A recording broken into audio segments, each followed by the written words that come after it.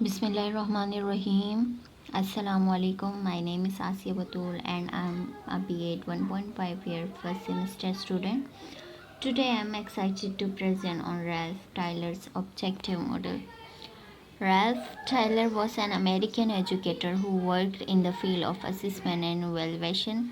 He was born on 22 April 1902 at Chicago. Ralph Tyler American educator थे. इन्होंने assessment और evaluation के field में काम किया और 22 अप्रैल को शिकागो में पैदा हुए. The Tyler models of curriculum created in 1949. The model was published in a book called Basic Principles of Curriculum and Instruction.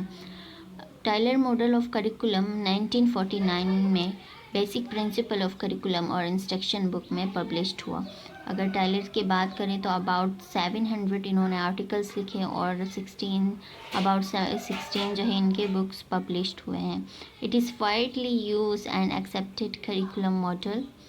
अगर हम टाइलर के करिकुलम मॉडल की बात करें तो ये 4 क्वेश्चंस की बेस पर बनाया गया है. Number 1, what the educational purposes should the school seek to attend. क्या एजुकेशनल पर्पसेस है, क्या गोल्स हैं जो कि कोई इंस्टीट्यूट या स्कूल हासिल करना चाहता है.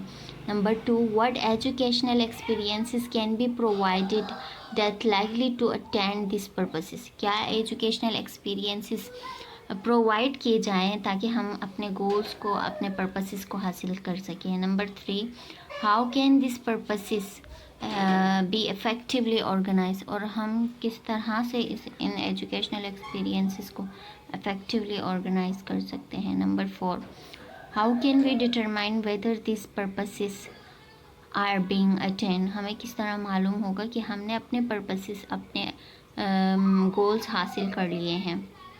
टाइलर्स मॉडल के स्ट्रक्चर को अगर हम देखें तो ऑब्जेक्टिव सबसे पहले हैं, फिर इसके बाद selection of learning experiences, third जो है organization of learning experiences, fourth है इवेलुएशन.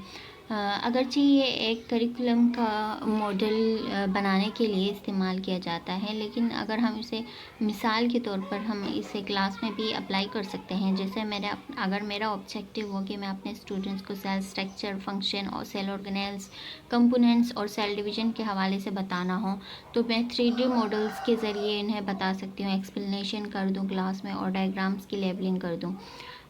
इसके बाद जो हमारा थर्ड है ऑर्गेनाइजेशन ऑफ लर्निंग एक्सपीरियंसेस, यानी उसमें मैं अपने एक्सपीरियंसेस को, यानी जो 3D मॉडल्स मैंने दिखाए, डायग्राम दिखाने, एक्सप्लेनेशन करवाने, इनको इफ़ेक्टिवली मैंने ऑर्गेनाइज़ करना है.